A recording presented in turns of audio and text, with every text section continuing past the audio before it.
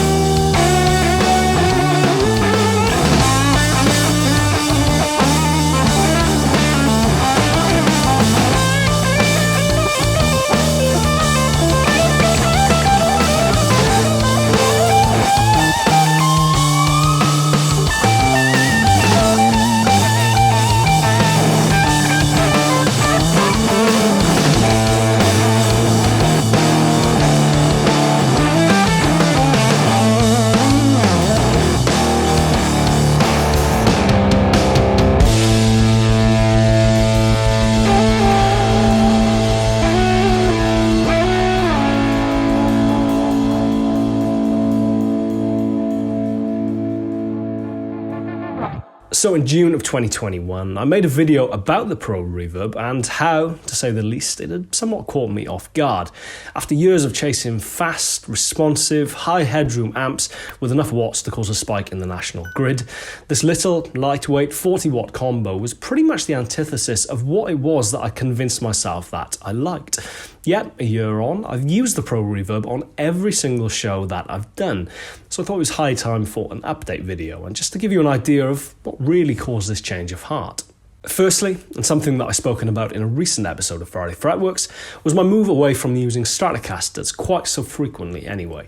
With the Strat in my hand, I very much was chasing that power, that articulation and clarity that you get with a high headroom amplifier, irrespective of whether you're running overdrive pedals through it or whether you are exclusively using it for a clean sound. And as such, for the longest time, my main choice of amplifiers were a Fuchs Clean Machine and a Victory V140. That's 175 watts of power, nearly all of which is clean headroom, which was exactly what I was looking for with a Strat. Since I've started using Revstars or Gibsons or Telecasters more frequently, however, with Cardinal Black, I guess on some subconscious level, I was kind of looking for something with a little bit more character. Less efficient maybe, but with more colour and more voice, more of a distinctive voice. And that is exactly where the Pro Reverb came in. I remember the first rehearsal I took it to being a little bit taken aback by how much it compressed when I was running my 355 into it. Obviously, compared to a Strat, you're hitting that front end of the amp that much harder, which of course is going to cause it to compress that little bit quicker.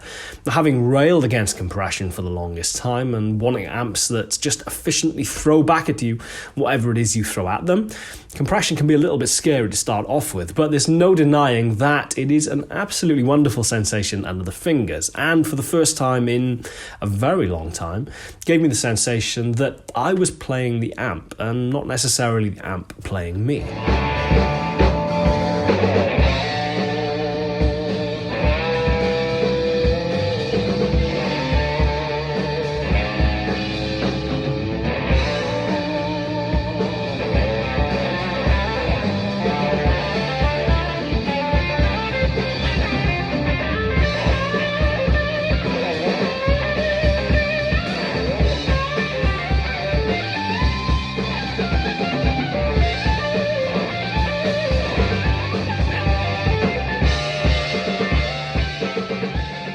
So the first show that I did with the Fender Pro Reverb, especially having just come out of lockdown, was actually Cardinal Black's first gig, Cardiff Castle, in August of last year.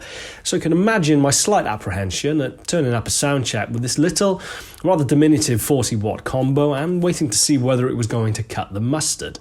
I was fairly sure that it was going to do the job, having put it through its paces at numerous rehearsals in the run-up to that show, but still, it's a big step. But honestly, bizarrely, the situation I found myself in for at least the first few songs on that show was actually being too loud on stage. I think there'd been a little bit of miscommunication with the monitor guy, because for the first track at the very least, I had my guitars blaring back at me through the monitors, which, as I've spoken about in a recent episode of Friday Fretworks, I'm really not a fan of at all. Once we got those issues ironed out, however, I was seriously impressed by the way that the Pro Reverb kind of handled that size of stage and just how it sounded. There was enough clean headroom to be able to just about get over the drummer, but of course by which point you really are starting to get it to cook, and you get all of that kind of compression and edge of breakup kind of goodness, I guess, that is such a Moorish sensation under the fingers.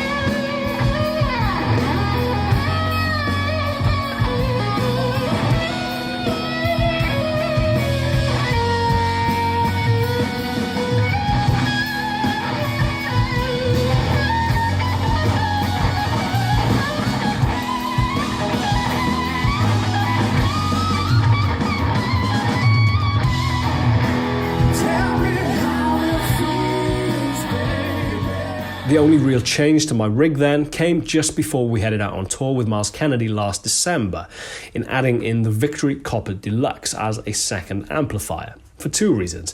Firstly, the idea of doing fairly sizable shows, and I think there was about 8 of them, to numerous thousands of people every night with just one amp kind of filled me with dread. It's a little bit like dicing with death, and if anything goes wrong, you are monumentally screwed. So having at least a second amp in that scenario was just like a little parachute safety net in the back of my mind. However, the more pressing reason was that having recorded numerous rehearsal sessions with the Pro Reverb before we headed out on tour, I was aware that, at least when listening back to it through a mix or even in front of house scenario, it could sound a little bit boxy. What mid-range it did have, obviously that's not a great deal being Fender voice with that typical kind of mid-scoop, could get a little bit lost, especially dependent on mic placement and on mic choice.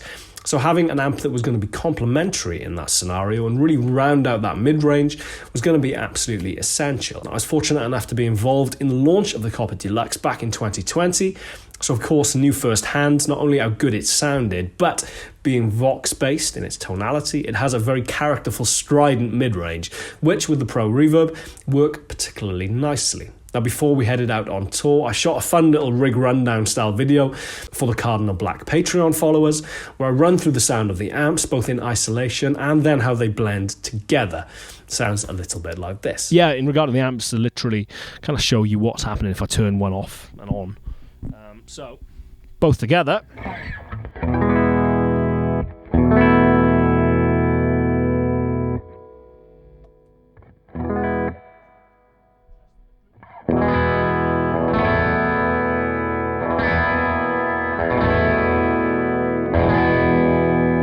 Or mid-bass then, isn't it? Yeah, and very slightly on the edge of breakup, I think.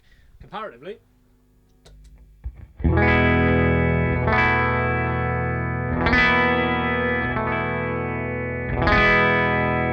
There it is, that's that classic Fender. Sounds like a smaller amp as well to me. It sounds like a smaller amp that you're pushing, whereas that just sounds a little bit bigger, I guess, bigger cabinet, etc., etc. The two of them together, though, just is a particularly nice combination.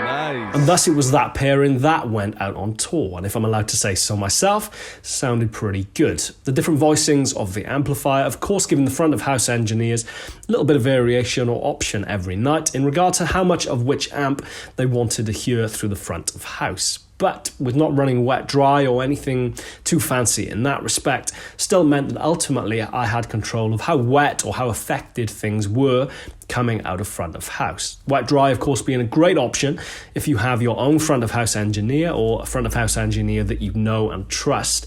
But seeing as we were using the in-house guys, I guess ultimately I still wanted the final say on how wet my amps were and how wet they were when they were reaching the console to be pumped out to the audience. Now, this next clip is actually taken from Soundcheck at Shepherd's Bush Empire, where you can just hear the amps on stage. It was shot behind the front of house speakers, and then it segues into a clip taken from the audience, just so you can hear how the subtleties of the guitar tone, I guess, somewhat get lost, but you can hear the kind of EQ that they've applied to the guitars out front, where the mid-range is that much stronger, so it sits well within a mix.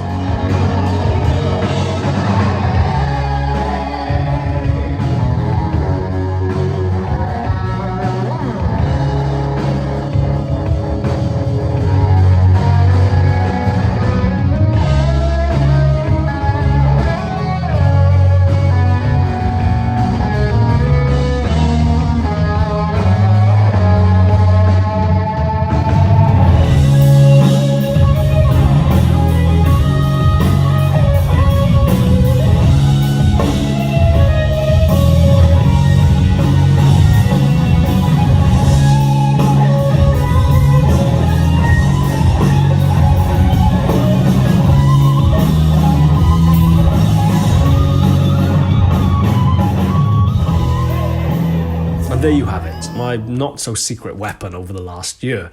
I left the last video that I made on the Pro Reverb slightly open and ambiguous, I guess, in regard to whether this was going to be my amp of choice going forward, but as I said, having used it and fallen in love with it increasingly over the last year, I thought it was high time that I made an update video on it. Will I go back to higher headroom, higher wattage amps? Honestly, I don't know. I can't really say. I've always been relatively open-minded in that respect in regard to choosing the gear that best suits the situation that I'm in. But for the time being, especially with Cardinal Black, that lower wattage, characterful, colourful sound of a smaller wattage amp really is what I'm digging. So, for the time being, you can definitely expect to see it on stage with me, pretty much wherever I go. As ever, I'm Chris Buck. Thank you very much for watching. Please subscribe, hit the bell icon if you haven't already, and I shall see you next week for another episode of Friday Fretworks. Cheers, guys. Take care. See you soon.